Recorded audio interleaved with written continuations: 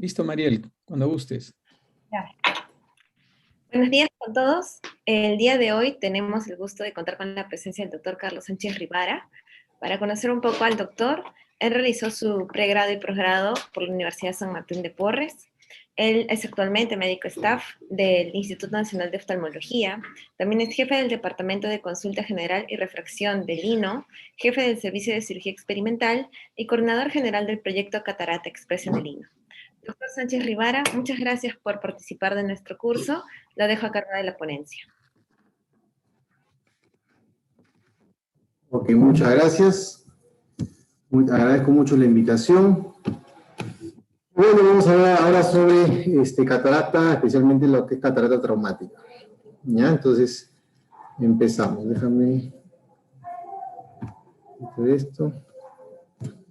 Ya. Creo que para que pasen mejor los videos tengo que ponerle una optimización, ¿no? A ver.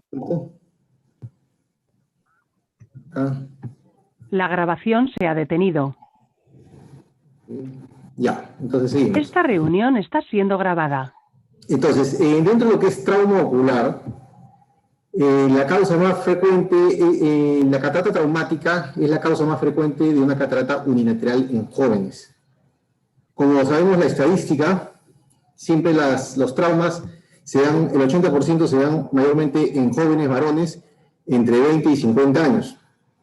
No tener en cuenta que estamos hablando de una población económicamente activa, jóvenes, y que cualquier tipo de lesión discapacitante le trae un problema no solo social, sino socioeconómico, ¿no? Y inclusive hasta psicológico.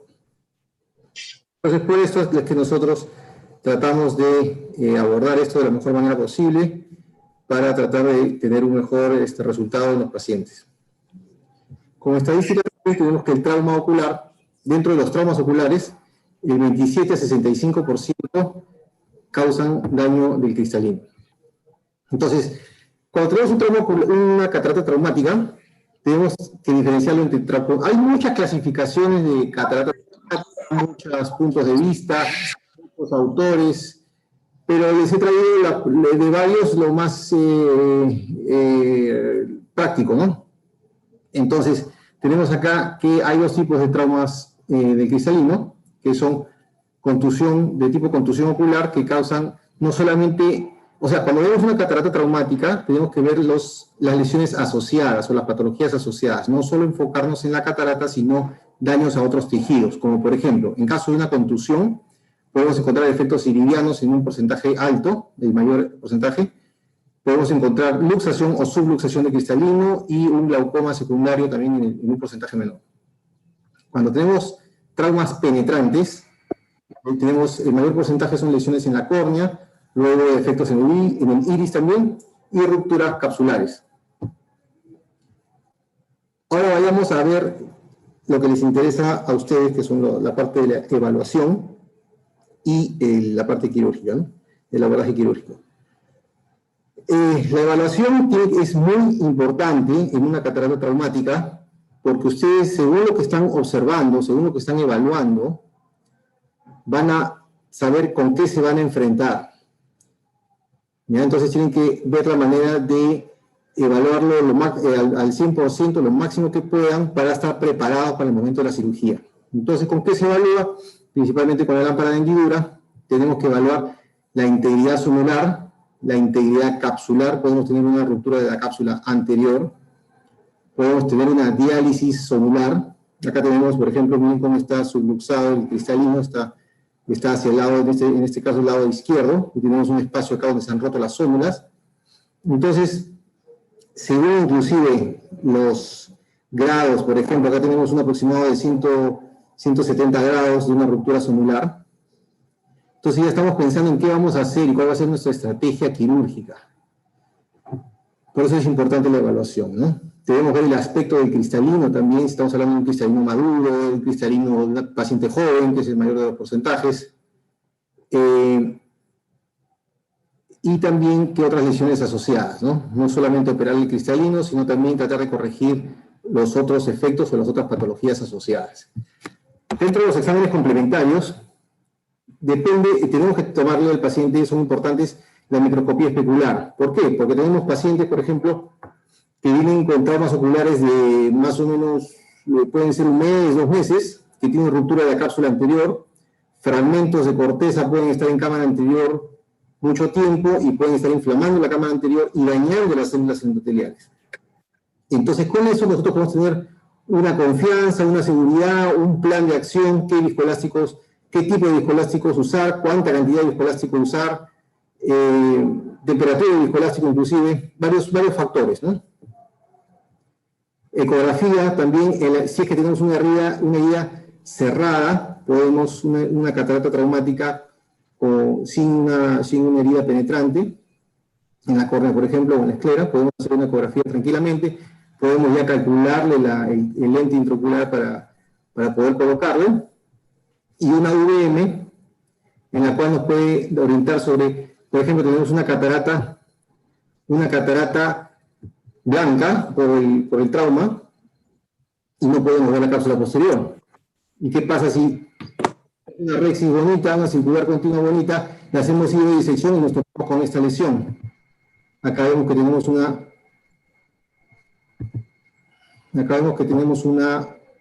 en una VM video se ve que como tenemos una ruptura de la cápsula posterior. ¿Ven? Entonces, siempre es importante, ¿no? Después, radiografías, en caso de que estamos pensando de múltiples cuerpos extraños, cavidad orbitaria o cuerpos extraños metálicos. Tomografía computada, que es lo ideal en un trauma ocular, solo que, bueno, en algunos centros no contamos con tomografías y facilidades porque no estamos en hospitales generales. Y también en algunos casos extremos de potenciales visuales y electroretinograma, aquí estamos hablando en casos, digamos, crónicos, ¿no? O traumas muy severos, para más o menos orientar al paciente sobre el pronóstico. Entonces ya vayamos a la cirugía en sí. Entonces la vemos por partes, cómo hace una catarata, los procesos, los pasos más importantes en la cirugía de catarata en relación a catarata traumática. Tenemos las incisiones. Nosotros tenemos que ver cómo es la catarata, como ya les expliqué, la evaluación de la catarata, y ver según el tipo de catarata, cómo vamos a hacer el abordaje. Por ejemplo, si tenemos una cicatriz, nosotros hacemos nuestros puertos acá laterales por una faco, y hacemos una incisión, digamos, a 100 grados, y tenemos un leucoma acá, o tenemos un leucoma en un lugar donde vamos a poner los puertos, hay que evitar esos leucomas o esas cicatrices corneales, porque no van a sellar bien. Entonces hay que tener reparos en ese aspecto. Si tenemos cuerpos extraños, debemos de ver cómo vamos a abordar, siempre estar un paso más adelante. En trauma, uno siempre tiene que estar un paso más adelante. Ya, voy a hacer mis incisiones y de ahí que viene, ¿no? Entonces, ¿y ahí qué va a pasar? Más o menos uno va teniendo una idea. Y según eso se va proyectando y va cambiando de estrategia o de puntos de abordaje. Lo que es la capsulorhexis, tenemos que evaluar la integridad sonular, ¿no? Cuando supongamos que el paciente viene con una catarata traumática, ustedes están de turno y les dicen hay un paciente con catarata traumática y no lo han podido evaluar porque ustedes están en sala, como sucede acá a veces en el INO, ¿no? Nosotros estamos en sala de operaciones y de emergencia nos suben el paciente. Entonces, a veces es evidente una diálisis sonular, como acá más o menos se ve cómo está en la zona periférica que está un poquito arrugada, pero otras veces ya cuando estamos haciendo las incisiones y la capsulorhexis, miren cómo se empieza a arrugar esta zona, significa que acá se forman como unos pliegues, significa que acá hay una debilidad sonular. Entonces, siempre, desde que uno está haciendo la rexis, la capsulorhexis, tiene que ir evaluando, tiene que ir viendo más o menos cómo se está comportando el ojo, cómo se está comportando el cristalino, cómo se está comportando la cámara, si se aplana, si no se aplana, si aparece el vitrio, ¿no? En cámara anterior, todas esas cositas, ¿no? Si tenemos una cápsula anterior lesionada en el centro, hay que hacer la capsulorhexis englobando la lesión. Si tenemos una lesión periférica, por ejemplo, tenemos un cuerpo extraño acá, o un agujero o un trauma acá, en esta zona periférica, hacemos la rexis paracentral, no exactamente central, un poco paracentral, pero esquivando esta zona, para poder trabajar con tranquilidad y siempre trabajando con una rexis circular continua.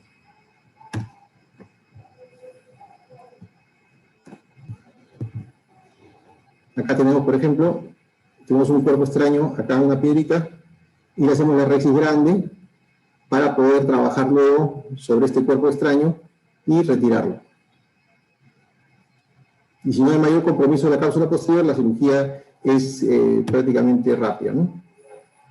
Ahora vayamos a la etapa de la hidrodisección. Nosotros podemos hacer hidrodisección o hidrodelaminación, ¿no? ¿Cuándo hacemos hidrodisección? Cuando estamos seguros que la cápsula posterior está completa. Podemos tener una catarata traumática focal periférica, lo cual se puede, digamos que decidimos entrar a la cirugía, pero se puede ver que la cápsula posterior está completa y el cristalino no está tan opaco, solamente hay una parte focal que está opaca. Entonces podemos ver la cápsula posterior, no vemos mayor trauma en esa zona, entonces estamos seguros y podemos hacer una hidrodisección. Pero en caso que estemos en duda, no podemos hacer una hidrodisección, hacemos mejor una hidrodelaminación, en el cual separamos el epinúcleo, ¿no? Por ejemplo, acá, como les digo, si acá hubiéramos hecho una hidrodisección, con esta ruptura de la cápsula posterior, hubiéramos hecho una hidrodisección, la presión lo que hubiera hecho sería ampliar más esta ruptura y todas las masas cristalinianas se hubieran ido a la cavidad vítrea. Entonces hay que tener mucho cuidado, no siempre hacer hidrodisección, sino mayormente, si es que no se puede ver, hidrodelaminación. Inclusive nos da más estabilidad en el saco, ¿no? Después, lo que son ya la parte de la facomulsificación, si tenemos, por ejemplo, un paciente joven, a veces con solamente la irrigación-aspiración y un poco de movimiento puede aspirar las masas. Si el paciente es un poco adulto, ya mayor de 50 años, ya podemos encontrar cierta rigidez o cierta dureza en el núcleo, entonces tenemos que ponerle el equipo de facomulsificación.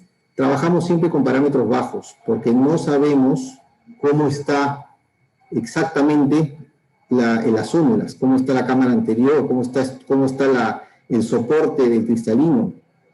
Entonces no podemos entrar con una cirugía de catarata normal, si supongamos que entramos con parámetros altos y le colocamos una irrigación. No sé si ustedes tienen, no sé si tienen centurión, en caso de centurión no van a entrar con una presión de 70, ¿no? O no van a entrar con si en caso tienen altura de botella con un Infinity, no van a entrar con una altura de 90, de 100, ¿no? Porque pueden generar mucha presión y pueden ampliar esa ruptura de la cápsula posterior y toda la masa se va a la cavidad vítrea. Entonces siempre hay que entrar con cautela. ¿Por qué? Porque podemos encontrarnos con sorpresas. Y si encontramos sorpresas, mantener la calma, bajar los parámetros y luego replantear la cirugía. Si tenemos zonas lesionadas, por ejemplo, detectamos una ruptura de cápsula posterior, vamos aspirando los restos, pero siempre, supongamos que tengamos una ruptura de cápsula o una diálisis en la zona nasal inferior, esa zona nasal inferior la dejamos al final, porque va a ser lo más inestable. Si tenemos una ruptura de cápsula posterior, por ahí va a aparecer el vítreo, entonces lo dejamos ahí al final. Si tenemos una diálisis sonular, si aspiramos ahí, toda esa zona de la diálisis, todo el saco se va a empezar a rodar y se nos va a venir hacia el centro y nos va a estorbar. Y además que va a venir vítreo. Entonces siempre detenemos la lesión al final. Y siempre mantener la calma. Casos especiales, tenemos por ejemplo, cuando tenemos efectos sonulares, por ejemplo unas diálisis, hay que tener cuidado especialmente con la cápsula Rexis y la aspiración de las masas, ¿no? Tenemos dispositivos con los que podemos contar para solucionar estos problemas, como por ejemplo los anillos de tensión capsular, los segmentos intracapsulares y los anillos de tensión capsular modificados o los de Cioni. Cada uno tiene sus diálisis, que eso es todo un tema aparte del manejo de diálisis sonular y de dispositivos intraoculares.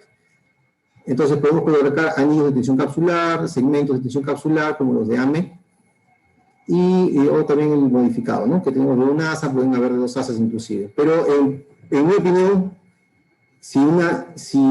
estos son muy prácticos, mucho más prácticos estos segmentos que estos de anillos de tensión capsular modificados. Porque estos hay que colocarlos, ubicarlos, y son un poquito más trabajosos, estar rotándolo todo. Mientras que estos son más versátiles, se pueden colocar directo en la zona, se puede colocar uno, se puede colocar 2, inclusive, sin mayor problema. El objetivo final es no debilitar más las zonas que ya están traumatizadas. En caso de deformidades de pupila, supongamos las sinequias posteriores con pupilas minióticas, pueden ser liberadas con cánula de viscoelástico, con Kuglen, se le puede colocar retractores, ganchos retractores o también expansores pupilares. Hay varias alternativas, ¿no?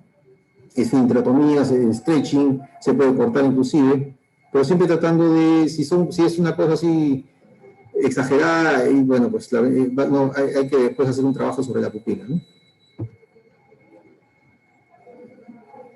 En algunos casos, que tengamos ya pacientes con trauma, que se le ha aspirado la catarata, se le ha retirado la catarata, y tenemos lesiones en la córnea que no nos permite realizar un cálculo correcto del lente intraocular por la queratometría, podemos utilizar también, es válido sacar los datos del ojo contralateral para hacer el cálculo del lente intraocular, ¿no?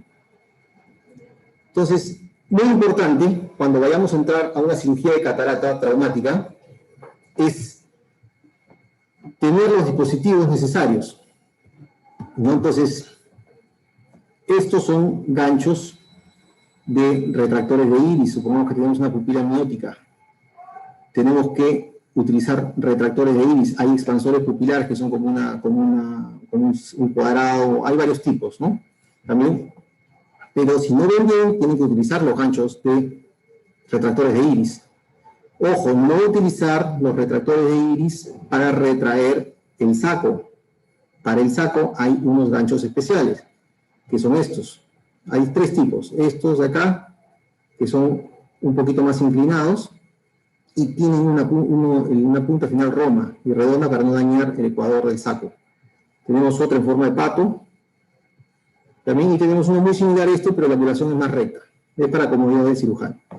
Y siempre tener en cuenta el uso de micropinzas que nos pueden sacar de apuros, ¿no? Ustedes en el servicio de retina, si utilizan micropinzas descartables, las pueden guardar, las pueden resterilizar y las pueden tener para estas ocasiones, ¿no? Por ejemplo, acá tenemos una catarata subluxada, en la cual nos ayudamos de la micropinza para llevarla al centro. Hacemos una semiluna de una rexis, colocamos los retractores de saco, le damos estabilidad y continuamos para hacer la rexis. Y después le colocamos un segmento o dos segmentos según sea el caso, ¿no? Ahora, hay unos casos que lo más fácil es hacer una intracapsular, aspirarle todo el cristalino, hacerle su vitrectomía y colocarle un lente Artis retropupilar, por ejemplo, es lo más fácil, ¿no? Pero nosotros, como somos Ministerio de Salud, y ustedes también, no siempre el paciente cuenta con unos medios para comprar un lente de ese tipo. Entonces hay que tratar de trabajar con los recursos que tenemos y con las limitaciones que tenemos y hacerlo de la mejor manera posible, en beneficio del paciente, ¿no? Ahora, miren acá, este es un caso de una catarata traumática con ruptura de cápsula posterior. Vean acá que tienen ya le puse el azul de tripán, pero miren esta zona media oscura. ¿Qué nos puede decir? Eso nos puede sugerir que acá no hay, bueno, nos sugiere que hay obviamente una claridad en esta zona, no está blanca. Entonces, ¿qué ha pasado? Puede tener una ruptura de cápsula posterior y los fragmentos del cristalino se han ido a la cavidad vítrea o se han reabsorbido, pero se han soltado en esa zona, ¿no? Entonces entramos con cautela. Hacemos nuestra rexis circular continua y lo ideal sería evitar esta zona, porque si empezamos aspirando por acá, hacemos no es hidrodisección, estoy solamente separando un poco la cápsula anterior de la corteza sin hacer hidrodisección. Y miren, a pesar de que estoy solamente aspirando un poquito, ya se abrió, ¿no? No había mucho vítreo, pero igual le hicimos una vitrectomía, le pusimos viscoelástico dispersivo, siempre colocar primero el viscoelástico dispersivo, que separa mejor el vítreo, lo mantiene más tiempo ahí, con una capa de mucho mejor protección. Y luego pasamos a hacer la aspiración, paciente joven, solamente con bimanual, vamos aspirando. Le colocamos luego terminamos de aspirar las masas y según sea el caso le podemos colocar un lente intraocular en surco o si el orificio queda central, le podemos colocar en el saco, ¿no? Acá tenemos otro caso de un niño que tiene estas sinequias. Los niños, la reacción inflamatoria en los niños es mucho mayor que en la de los adultos, por ende el manejo también es diferente, es un mundo diferente en niños que en adultos. Inclusive en el postoperatorio hay que darle mucho más tiempo corticoide y mucho más cantidad de corticoide, más frecuencia. Entonces acá entramos con el azul de tripán y ahí mismo con la burbuja vamos separando, vamos tratando de romper estas sinequias. Si no se logra romper, digamos, como decimos nosotros, a las buenas, podemos introducir una microtijeras, que también que se utilizan en retina. Vamos a utilizar Kublen, separamos, vamos liberando, y vamos dando, si es que no dilata mucho, colocamos retractores de iris también, ¿no? Entonces acá vamos viendo, le ponemos una espátula de ciclodiálisis y vamos liberando todo, 360 grados. Hacemos la rexis circular continua. Vemos que acá hay zonas fibróticas, que no va a correr la rexis, entonces colocamos esta tijera vertical, se llama así vertical, y terminamos de hacer la circular continua. Notamos que hay una zona también fibrótica en este lado izquierdo, que no pasa, entonces introducimos nuevamente la tijera y cortamos. Luego procedemos a hacer en este caso ya estábamos seguros de que no tenía ruptura de cápsula posterior, hacemos la hidrodisección. Ojo, en pacientes jóvenes o niños, las masas son muy blandas, entonces a veces el truco que hago yo es al hacer la hidrodisección o a tratar de separar un poco la cápsula de los restos, es hidratar bastante el cristalino, y se van soltando los restos. Luego colocamos el lente intraocular en saco y el paciente queda muy bien. Luego, si tenemos zonas de fibróticas, ¿no? Si es un niño muy niño que no colabora, le hacemos una cápsula rexis posterior, y si ya tiene, 8 o 10 años que el paciente más o menos colabora, se le puede hacer con el jack láser. Acá tenemos un caso también de catarata traumática con trauma ocular, con trauma herida corneal. Entonces, miren acá cómo tenemos la fibrina. Lo primero que hay que hacer es liberar la fibrina, raspar un poco la zona de las heridas, liberar toda la fibrina, siempre liberar la fibrina, limpiar los bordes para que afrote mejor la herida, suturar para poder trabajar con una cámara estable, primero el trauma, luego primero la córnea, luego el cristalino. ¿Ya? Entonces hacemos la rexis igual, circular continua, aspiramos, vamos aspirando, acá se me ha volteado la imagen por si acaso por un tema de microscopio, había ruptura de cápsula posterior, acá le hacemos el reflejo rojo, vemos la ruptura de la cápsula posterior, le hacemos la vitrectomía y le colocamos el lente en una segunda intención, o si no, claro, en este caso como no tenía una herida corneal, no se le hizo el cálculo del lente, se estabiliza la córnea para que tenga una queratometría estable y después de eso se calcula el lente y se le coloca. Acá tenemos un caso de un paciente con catarata traumática, diálisis de iris, más o menos. Perdón, un ratito.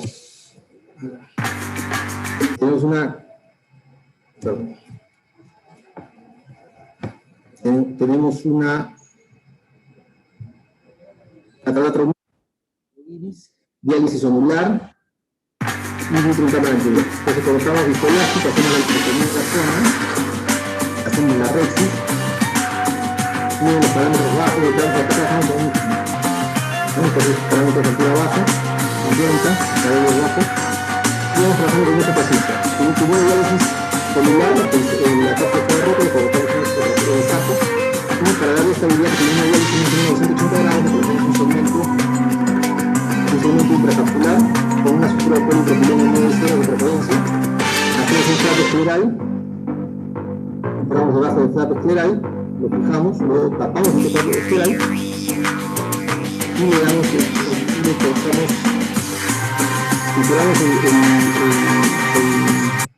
el segmento, lo esterilizamos por este flap escleral en la esquina, pero debajo de este flap. Y luego vemos, cuando tiene una ruptura de iris, también un trauma del iris, luego procedemos a hacer la reparación del iris.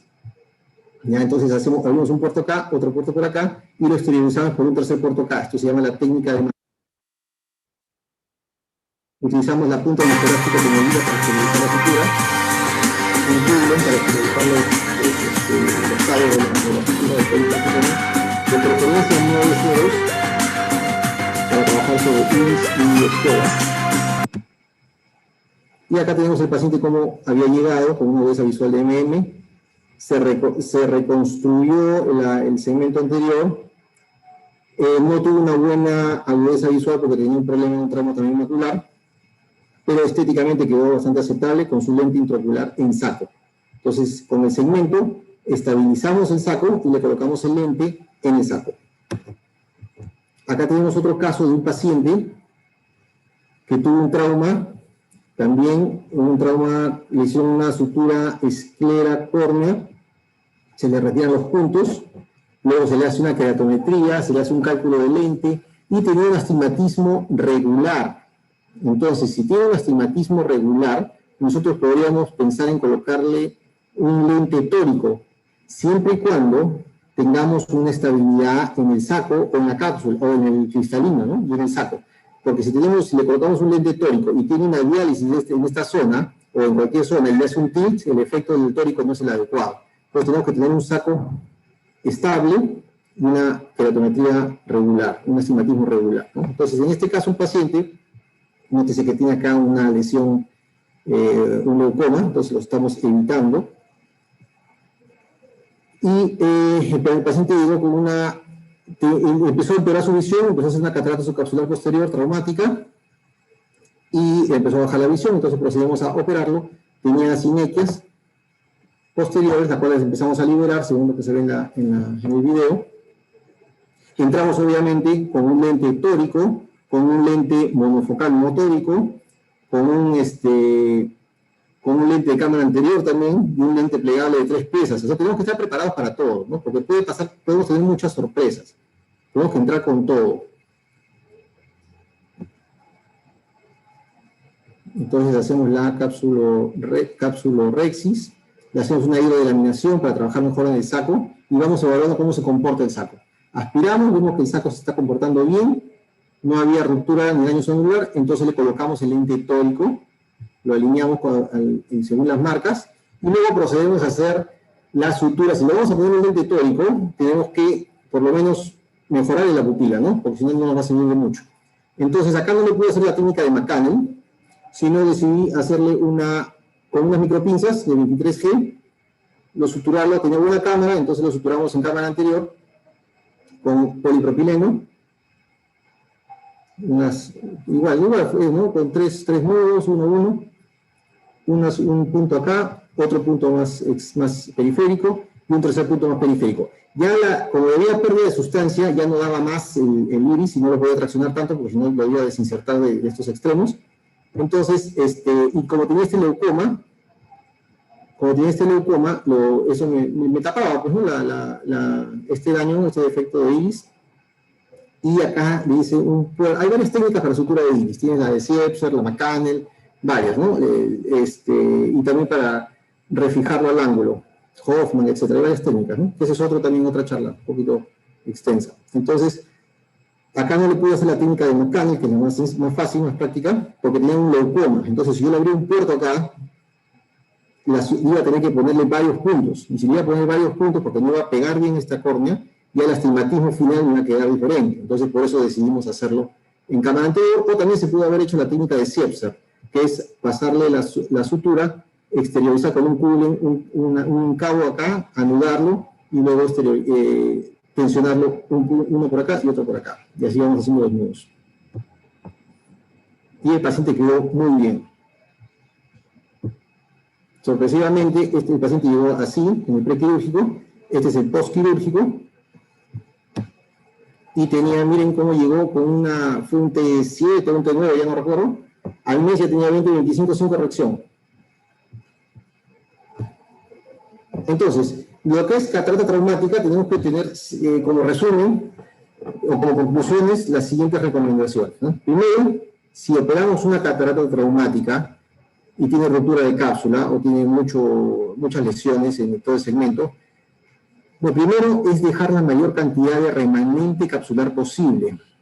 O sea, si es que la cápsula posterior ha estallado, por lo menos dejarle la Rexis, porque ahí, o la Rexis de cámara anterior, un buen soporte de la cápsula anterior, porque ahí podemos fijar tranquilamente un lente plegable de 3 piezas. O no solamente, si tengo, por ejemplo, un cuadrante, o un poco más de un cuadrante de remanente capsular, de cápsula anterior, podemos colocar una áptica en ese remanente y la otra áptica la podemos fijar a esclera o la podemos hacer la técnica de Yamané para esterilizarla, o también la técnica de fijación con tunelización a esclera, que también es otra charla. La segunda recomendación es ingresar a sala de operaciones con todo el instrumental necesario. Ustedes deben de tener ya una estrategia, deben ir preparados, deben de tener sus retractores de iris, deben de tener micropinzas, deben de estar ya pedir por adelantado una cuchilla de vitrectomía, si no la usan la devuelven, no hay problema. Tener un lente de 3 piezas, en caso de sorpresas. Después solicitar los exámenes completos para ver con qué nos enfrentamos. Y nunca, pero nunca, subestimar una catarata traumática, porque muchas veces hemos visto que uno ya se cree la segunda curva, ¿no? La primera curva es cuando uno está aprendiendo, y la segunda curva de complicaciones, la segunda curva, ¿no?, de aprendizaje, cuando uno cree que ya sabe.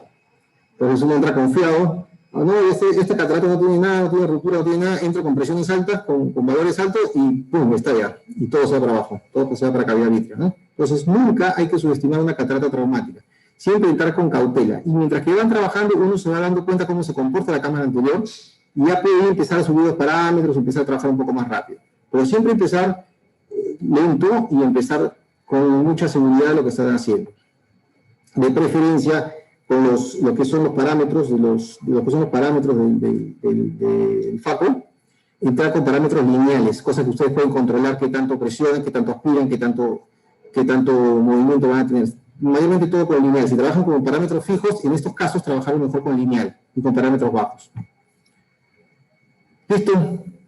Eso es todo lo que les quería compartir. Deben de tener muchas preguntas. Así que nos estoy abierto a las preguntas. Muchas gracias, doctor Sánchez. No sé si el doctor Barriga tiene algún comentario. Sí, Carlos, felicitaciones. Ha sido una charla muy, muy didáctica. Yo comparto completamente todo lo que ha dicho. Yo creo que valdría la pena, no sé, me gustaría que resaltes el hecho de que una catarata traumática que puede lucir muy, muy espectacular y pareciera requerir cirugía de urgencia, requiere de todas maneras siempre un buen examen previo, porque lo que has dicho durante varias partes de la presentación nos ha tocado vivir también. Encontrarse con sorpresas siempre es, digamos, la norma, ¿no? Entonces, ¿qué comentarios tendrías tú con respecto a eso cuando te escuché en algún momento que a veces estás en sala de operaciones y te llaman para una catarata traumática? Yo me imagino que la intención inicial es tratar de operarla, pero no cabe duda que necesitamos un buen examen para saber cuál va a ser el plan quirúrgico, ¿no es cierto? Claro, vamos según lo que usted me comenta.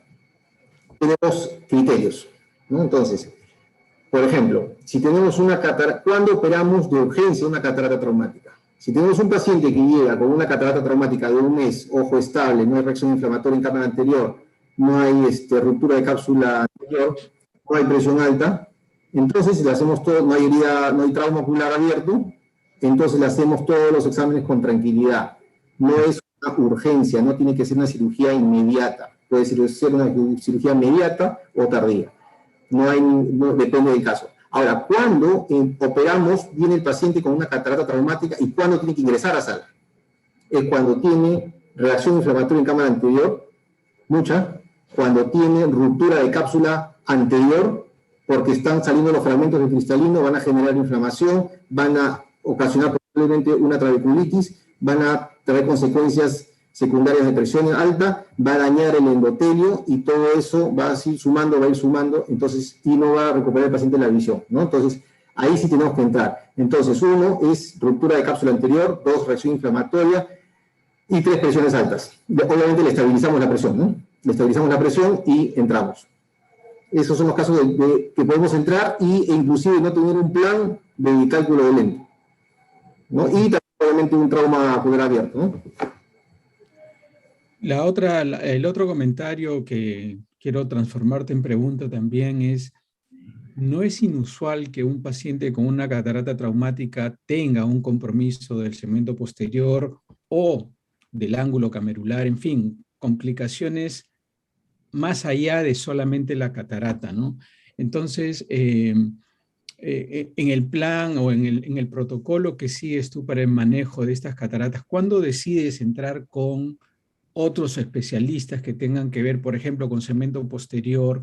¿Cómo haces ese plan, ¿no?, de manejo de la catarata, pensando que te puedes encontrar con un desprendimiento de retina, un hemovitrio, o un problema en el ángulo, o un problema que necesite de alguna cirugía adicional al tratamiento de la catarata?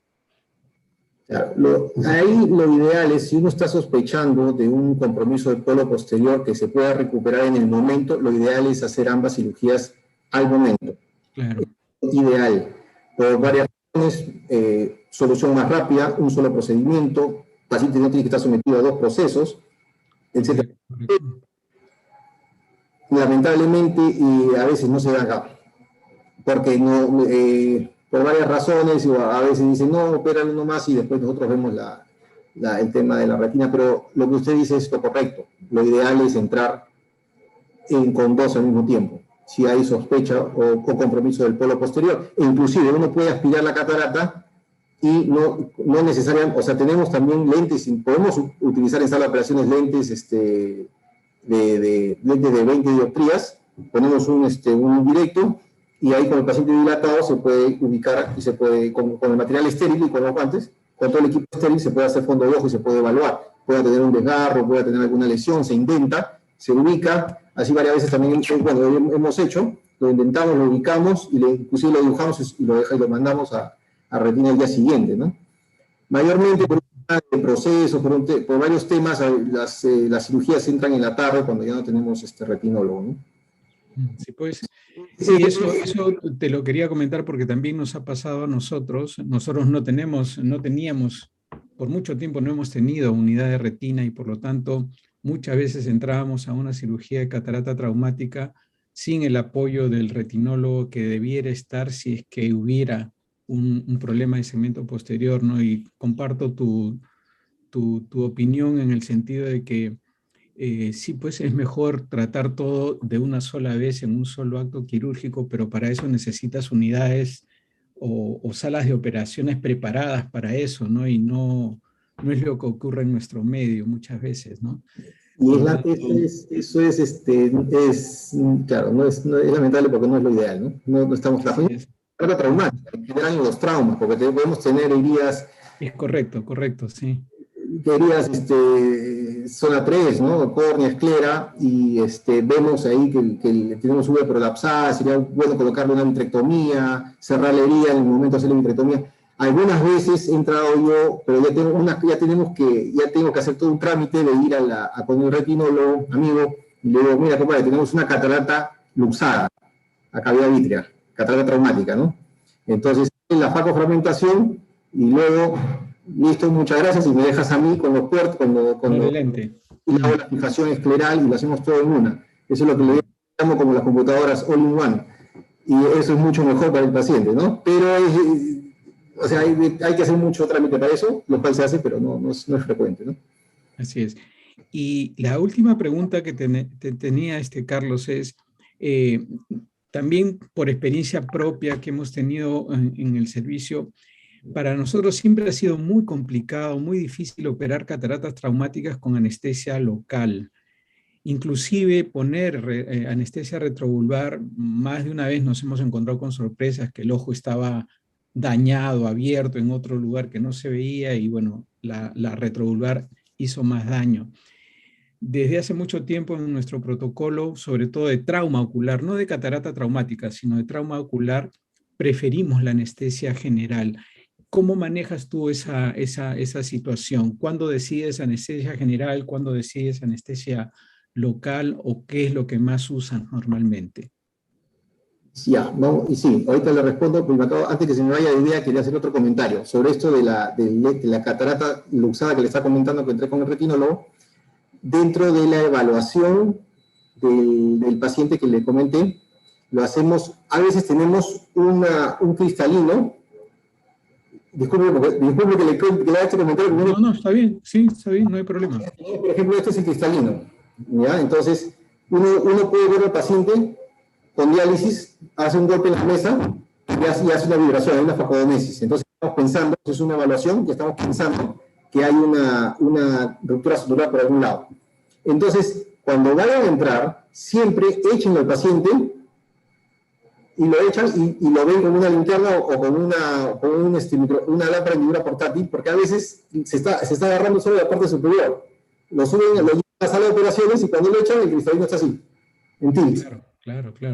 Entonces, eso es muy importante porque ha pasado varias veces. Entonces me dicen, doctor, soy un trauma, y listo, vamos a ver, nos vemos y un té cristalino. Lo siento y aparece.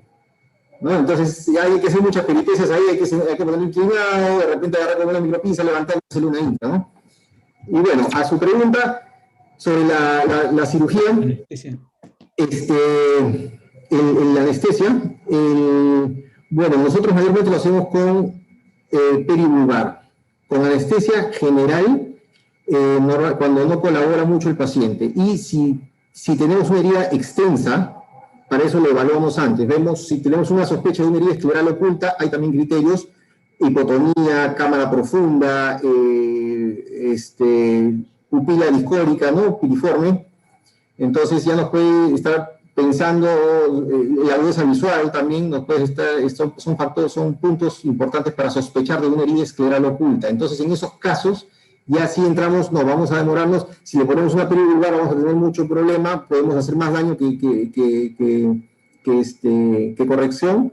Entonces, lo programamos como anestesia general. Nosotros tenemos anestesia general mañana y tarde. Claro. Que no hay problema. De acuerdo. Pues muchas gracias. Creo que hay preguntas en el chat. Nancy, por favor. Sí, doctor. Justo una duda en lo que estaba pensando era en cuanto al control del posoperatorio en este tipo de pacientes, ¿no? Y Genji nos pregunta también, ¿qué tan diferente es el control en el posoperatorio y qué complicaciones más frecuentes podríamos encontrar luego de realizar una cirugía traumática, una cirugía de catarata traumática? Ya, vamos primero por el manejo, para darte una orientación.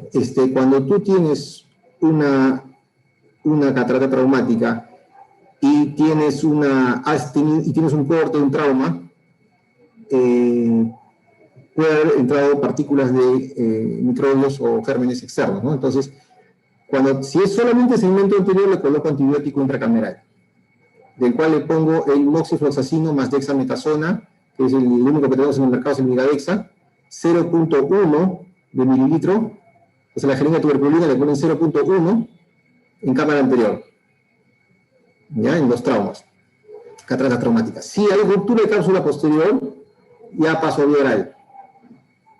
Ya paso a vía oral, ciprofloxacino 750 miligramos, vía oral cada 12 horas, porque tiene mejor llegada al globo ocular. Eso es básico, ¿ya? De todas maneras. Ahora, me preguntaba sobre la diferencia del tratamiento, ¿no? Me dices de qué diferencia, y los controles con una cirugía regular, con una cirugía de catarata traumática. Si es niño, tienes que darle mucho corticoide. Yo le doy cada 2 horas. Por más el ojo se tranquilice, se le ve la inflamación. Te quede tinda al 1, ya le bajo cada 4 horas. Por eso puede ser más o menos una semana. El antibiótico le doy cada 3 horas. Si es una catarata que es crónica, o no crónica, ¿no? Que es una catarata traumática que ya tiene mucho tiempo, el ojo está estable, no hay mayor daño, lo trato y no hay ruptura de cápsula posterior, lo manejo como una catarata normal. Le doy, terminando la cirugía, espero más o menos 2 horas y después de 2 horas le inicio gotas de primer día de antibiótico, moxifloxacino con acetato de prednisona, cada hora intercalada. Por el primer día, para que desinflame rápido. O sea, es intercalado, o sea, cada 2 horas los dos, o sea, uno a las 7, uno pares y otro impares, hasta el día siguiente. Al día siguiente lo controlo y al día siguiente paso los dos a cada 3 horas. Así es que todo está dentro de lo normal, como si fuera una catarata regular, ¿no? Ahora, si tenemos una herida corneal, si tenemos una catarata con mucha inflamación, una catarata que ha estado los restos en cámara anterior, tengo que darle más corticoide, porque hay generado más inflamación. Y los controles son al día siguiente, a los 3 días, a la semana y a las 2 semanas. Si es que todo está bien. Si es que encuentro hipopio, si es que encuentro mucha fibrina, cambio el tratamiento, porque es un trauma. Entonces, no es igual. Si tenemos una herida, puede haber muchos gérmenes. Depende de qué germen ha entrado, también si se ha cortado con un elemento vegetal, ¿no? Estamos pensando en micóticos, si estamos con algo lo más peligroso es lo que es la tierra, el polvo, la suciedad del piso, ¿no? Eso tiene gérmenes, ¿no? Hay que manejarlo de esa forma, pero es variado en términos generales y tienes que controlar la inflamación y ver que no tengas hipopio, ¿no? Que puede aparecer, puede dejar el ojo que está jugando, ¿no? O puedes tener por más que hagas todos los cuidados, puedes tener igual una endoftalmitis. Doctor, María, y si otra... me permites un ratito, quisiera comentar algo importantísimo que ha dicho el doctor. En la fisiopatología de la catarata traumática, la razón de la inflamación, ya ustedes la recuerdan por embriología, las proteínas del cristalino son ajenas al sistema inmunológico nuestro, no han sido expuestas, y la respuesta puede ser cuestión de horas nada más. Por eso es que yo estaba de acuerdo con el doctor cuando decía que hay ciertas cataratas traumáticas que hay que intervenir prontamente porque la reacción inflamatoria que van a causar es muy severa, puede semejar una endoftalmitis inclusive, y eso es necesario de tenerlo en mente cuando uno enfrenta cataratas traumáticas, ¿no? Entonces, aquí el concepto que deben llevarse todos ustedes es que frente a una ruptura de cápsula anterior con exposición de contenido del cristalino, la inflamación va a venir en cuestión de horas nada más. Y al día siguiente ese ojo va a estar muy rojo, probablemente con hipertensión ocular y con tanta inflamación que hasta les puede parecer una endoftalmitis. Por eso tomar la historia adecuadamente es importantísimo, ¿no? Quería comentarlo porque es algo que se me había ido de la primera pregunta que hice. No sé, Carlos, si tienes algún otro comentario sobre esto. No, bueno, a veces también tenemos, a veces tenemos mucha inflamación en cámara anterior y tenemos fibrina. Tener en cuenta, identificar la fibrina. A veces uno quiere trabajar y encuentra como mallas de fibrina en la cámara anterior. Eso también lo puede uno retirar con un cistótomo, con una agujita, arma un cistótomo y lo retira como una telaraña. Y lo jala. Ahora, lo ideal, si es que ustedes encuentran ahí en el postoperatorio mucha inflamación, de preferencia dilatar al paciente. Claro. No se sinequi y se quede la pupila cerrada. Entonces, de preferencia mantenerlo dilatado. Y para que también el retinólogo pueda evaluar, y no cuando se sinequia, si es que se llega a sinequiar, el retinólogo tenga facilidades para evaluar todo lo que es el fondo de ojo, ¿no? O nosotros mismos, obviamente, ¿no? Nosotros mismos tenemos que evaluar al paciente y tenemos que evaluar el fondo de ojo. Otra cosa, disculpen que me olvide, nosotros teníamos la costumbre de trauma ocular que se produce, que se opera, al día siguiente ecografía, ¿no? Por términos legales, bueno, podría ser, pero si ustedes hacen una catarata traumática y el paciente y tiene una herida corneal, ¿no? Entonces, si ustedes le van a pasar el transductor, a veces se puede aplanar la cámara, puede inflamar más.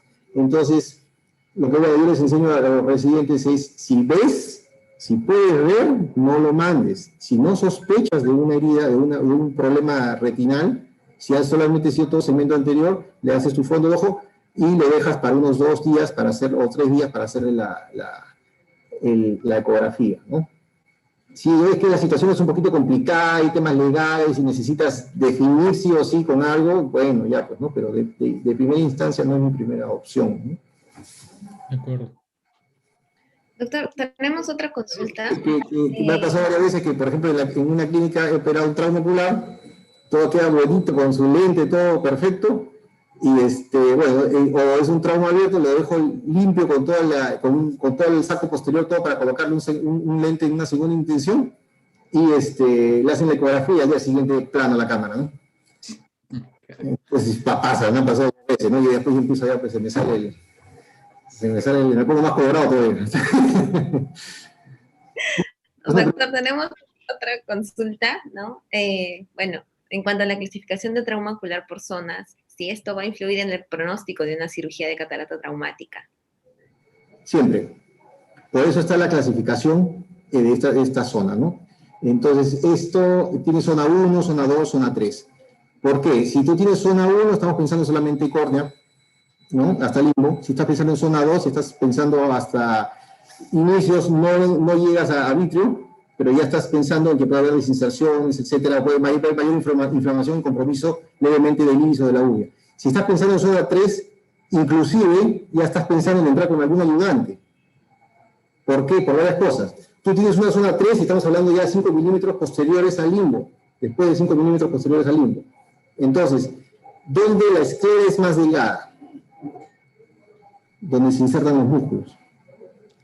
Entonces, cuando tú tienes un trauma, un golpe y ves una herida, y ves que lo puedes más o menos ver, ves el ojo hipotónico, ves más o menos que está entrando por la esclera, pero el ojo está hipotónico, lo más probable es que haya hecho como un loop o haya hecho como una S y se va detrás del músculo.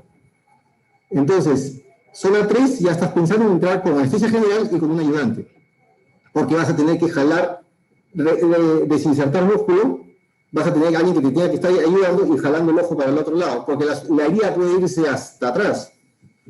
Y si estás solo, tienes que hacer muchas tracciones, muchas cosas, ¿no? Entonces, es importante eso, de tipificarlo, ¿no? ¿Por qué? Porque por algo le han hecho una clasificación, tiene una razón de ser. Eso lo pueden encontrar en el libro de Banta, de grande, de Highlights, de un autor del Bajón Palmer. Ahí te lo explica bonito. ¿Por qué? Y está en castellano. Doctor, y tenemos otra consulta más. En cuanto a los parámetros de estudio y manejo en pacientes pediátricos, ¿es lo mismo? ¿Hay alguna diferencia significativa? Bueno, son dos tipos de pacientes distintos, ¿no? De todas maneras. La pediatría es un mundo diferente. Es un mundo diferente. Pero dentro de lo que es catarata traumática, yo lo que te puedo aportar es que la inflamación es mucho mayor y tienes que verlo más seguido. Y tienes que dejarle corticoides más tiempo. ¿Ya? Ahora, cuando tú entras, supongamos que tienes también en la parte quirúrgica, tú tienes un paciente, como el caso que hemos visto, un niño con sinequias, en un trauma, tú lo liberas, y como el iris es fuerte, es bien elástico, lo liberas y ¡bum! Se abre, y puedes trabajar. En un adulto mayor que tiene un trauma, ya tiene el iris un poco más atrófico. Y además, si es crónico o tienen bastante tiempo, ya el iris no dilata. Entonces tú ya tienes que empezar en adulto, ya tienes que estar muy casi seguro que vas a necesitar retractores de iris. Porque no llega a abrir bien. En cambio, en el niño, sí, en el joven, mayormente sí lo liberas y abre bien. Y mayormente el tema de los corticoides. Tienes que darle bastante corticoides. Y tienes que hacerle más tiempo a los corticoides, ¿no? Y el manejo también de postoperatorio, ¿no? Tienes que, si le aspiras la catarata, tienes riesgo de que haga ambliopía, ¿no? Tienes que ya pensar rápidamente en colocarle lente, no debe pasar mucho tiempo. Ahora, el retiro, si tienes un trauma, herida corneal con catarata, no vas a manejarlo de la misma manera que lo manejas un adulto. El adulto le puedes retirar los puntos entre 4 a 6 meses. Dicen de 2 a 4 meses, ¿no? Pero pues depende de qué tan poca herida tenga, cómo ha sido la herida, si ha sido perpendicular o si ha sido lamelar. Son muchos factores. Si tienes vasos ahí involucrados, si tienes iris involucrados, sería más rápido también. Son muchos factores para un cierre correcto de la córnea. Ya un cierre rápido de la córnea. En cambio, un niño es más rápido. Entre 1 a 2 meses. pues dicen 6 semanas promedio, ¿no? Pero depende también de la herida, Y lo más importante es limpiar la zona también. Tú dices, una herida corneal con prolapso uveal y el iris está pegado ahí, rasquetearlo, limpiarlo, la córnea, para que te quede una línea nomás de leucoma. Porque si tú le dejas mucho iris, te queda una masa ya. Y técnicas de sutura de córnea, que es otro mundo también. Cuando quieran, si quieren, le doy una charla, no hay problema. Lo tendremos en cuenta, doctor, para el segmento de córnea. Sí, dale nomás, bueno. A mí me encanta Bien, doctor. Por el momento ya no tenemos más preguntas. Blanquita, me parece que sí, quiere... buenos días, Wilito. Hola, sí, Blanquita, ¿cómo estás? ¿Cómo estás, Wilito? Buenos días a todos. Hola, doctora, ¿cómo está? ¿Cómo está, doctor Carlitos? Felicitaciones, brillante su presentación, me encantó. Qué linda, sí, con mucho cariño, siempre lo recuerdo. En los cursos y todo, maravilloso. Y qué gran alegría con toda esa experiencia vasta que tiene, todas las pautas y las respuestas excelentes. Le quería hacer una preguntita. En su experiencia, ¿qué tan pronto han llegado o han intervenido ustedes quirúrgicamente, tanto del traumatismo ocular en general con catarata postraumática, y qué tan tardío les han llegado los pacientes y la catarata más tardía que han operado? Número 2, si ha habido incidencia de oftalmía simpática en esos tramos abiertos que le han hecho vitrectomía, y qué germen más frecuente han encontrado, y qué porcentaje de endoftalmitis ha habido, y también a pesar de que han hecho una cirugía prolija y todo, qué porcentaje han hecho exotropia sin tocar músculo, y los que han tocado músculo, y bueno, eso sería lo principal para saber, ¿no? Y en el caso de la cámara plana que tuvieron por ecografía, ¿qué tan la talamia ha sido la cuantificación de la talamia como para volver a ingresar, ¿no? Y volver a reinstaurar esa cámara, ¿no? ¿O cómo lo hicieron? Y ya, a ver, fueron como 6 preguntas, creo. Ay, perdón, entonces empezamos. Quiero seguir la evaluación. A ver, vamos por partes. La más rápida es la oftalmía simpática. En general, en el hino no hay mucho. Se limpia bien toda la uvea. Se tiene que sacar todo lo que está expuesto, limpiarlo. Y la incidencia que teníamos acá en el hospital antes de la pandemia era 1 o 2% de todas las cirugías. Todos los traumas. 1 o 2%. Y eso, 1%. ¿Ya? Eso es uno. Después, en el caso de la talamia que he tenido posterior a una cirugía que hicieron la ecografía, sí, depende de qué tanta fuerza le haya hecho el ecografista, ¿no? Entonces, y a veces el ecografista tampoco no ha sabido cómo ha sido el proceso, entonces también hay que ser conscientes entonces de eso, ¿no? Entonces el cirujano es el que tiene que indicar y tiene que hacerse responsable de si le manda de inmediato o si le manda de manera inmediata o mediata, ¿no? Y si puede haber el fondo de ojo, mejor aún, ¿no? Y sí he tenido cámaras planas, pero ahí ¿qué se hace? Observar. Si está filtrando activamente, tiene sedel espontáneo o sedel inducido, hay que entrar a cerrar porque es un puerto de entrada y se puede infectar. Pero si lo vemos que ha sellado, pero está un poco plano, le damos al día siguiente un control, o si está hospitalizado, en la tarde otro control, y vemos si se está sellando la herida. Y ahí lo vamos haciendo un seguimiento más rápido, ¿no? Si vemos que está abierto, hay que entrar a cerrar, pues, otra vez, o remover un punto y formar cámara, ¿no? Después, ¿qué tan tardío hemos operado una catarata traumática? Lo más tardío que he operado de una catarata traumática ha sido como de 20 años o más, ¿no? Pacientes que vienen vienen con un cristalino nuclear, una cruz, 2 cruces, y el otro ojo tiene una cortical, una piedrita, pues, ¿no? Hasta una morganiana, no, morganiana no, porque está licuefacta, ¿no? Pero una pepita dura, lunescente, ¿no? Que también se puede dar. Entonces, es muy variado, es muy variado. ¿Qué tan inmediatamente podemos entrar? Según los criterios que les dije, si hay ruptura de cápsula anterior, si hay mucha inflamación, si hay presión alta, y si tiene un trauma a globo abierto, una herida asociada, entramos de inmediato. No, lo más rápido posible, ¿no? Lo más rápido posible. Lamentablemente, antes entrábamos inclusive en las noches, cuando yo era residente, años atrás, entrábamos inclusive en la noche a operar, ¿no? Entonces, pero después ya hubieron algunos problemas y ya suspendieron esa posibilidad. Y dentro de los criterios de trauma ocular se puede entrar a una cirugía de trauma ocular en general en las primeras 12 horas. Entonces, legalmente, por último, estamos protegidos con eso, ¿no? Entonces, después, y ahí sí ya se me acabó el repertorio. Sí, de exotropia, del estrabismo, tanto en pacientes que se tocó músculo como en aquellos que no se tocó. O sea, para saber si es sensorial o mecánico.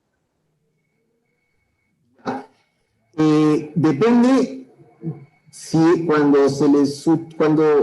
hacemos si es que tomamos el músculo, si es una herida escleral que va detrás del músculo, obviamente se hace la técnica de sutura del músculo, de fijar el músculo, con doble sutura, con Vicrin, lo cortamos y lo retiramos. Es bien difícil que te quede el ojo NT en el postoperatorio 1. ¿Por qué? Porque tienes el pequeño muñón o la zona de la inserción de la esclera, es tu referencia para volverlo a insertar. Entonces es bien difícil. El ET o el XT queda cuando el paciente está fáquico. Cuando lo operas de catarata, le aspiras el cristalino y queda afáquico. Entonces, si es un niño, tratamos de hacerlo lo antes posible. Si es un adulto y por varios motivos tiene que esperar un poco más, ¿no? Tiene mucha inflamación, ha hecho de repente una oftalmitis o ha hecho algo que no se le puede poner todavía lente y empieza a hacer XT, se le hace el ejercicio de convergencia. Se hace el ejercicio de convergencia, hasta colocar el lente intraocular. La mayoría mejora ya con el lente intraocular o con correctores, ¿no? Con el lente y con correctores. Cirugías de estrabismo sí hay, obviamente, hay también bastantes que se le han operado, se le ha extraído la catarata y han hecho después estrabismo y han hecho después XT mayormente, y se pasa el servicio de estrabismo y pediatría y ahí le corrigen esa lesión, ¿no? Pero siempre y cuando la dureza visual sea buena, ¿no? Porque si le hacemos la corrección sería estética, porque después de un tiempo como no fija también se va a desviar, ¿no? Después, no sé, otra pregunta, doctora. Sí, eso era, muchísimas gracias. Era a propósito de que tuvimos un caso de un señor, bueno, que vivía en provincia y llegó como más o menos más de 20 años y la catarata postraumática había producido, los restos estaban en cámara anterior, con edema macular cistoide, alteración endotelial, o sea, ya prácticamente todo increíble, ¿no? Y con sexotropia, todo. Y al final, lo vio el retinólogo, todo, pero al final quedó en que solamente tratamiento médico nada más, ya no se podía hacer más, ¿no? Pero ya hay una uveitis crónica, pues, ¿no? Con hipertensión ocular y todo. Claro, depende mucho de la dureza visual y el pronóstico, pues, ¿no? Entonces, también ese caso, si estamos hablando de 20 años y no creo que tenga los restos así tipo esponja en la cámara anterior, ya deben ser restos grandes, ¿no? Y ya debe tener daño endotelial, entonces uno le hace una microscopía y entrar va a generarle va a tocar más, va a inflamar más el endotelio, va a lesionar el endotelio. Ahí sería bueno también tomarle unos potenciales visuales y un electroretinol para ver el pronóstico más o menos, ¿no? Si ya tiene alterado todo, le dice al paciente, mire, podemos operarlo, pero la expectativa no es tan buena, ¿no? Entonces, siempre es bueno también en esos casos estar seguro, ¿no? Claro. Muchísimas gracias, excelentes respuestas y esperamos muy pronto nuevamente. Muchísimas gracias. A ustedes. Así es, Carlos, muchas gracias. Creo que hemos terminado las preguntas, ¿no es cierto, Mariel? Sí, doctor, ya no tenemos más preguntas.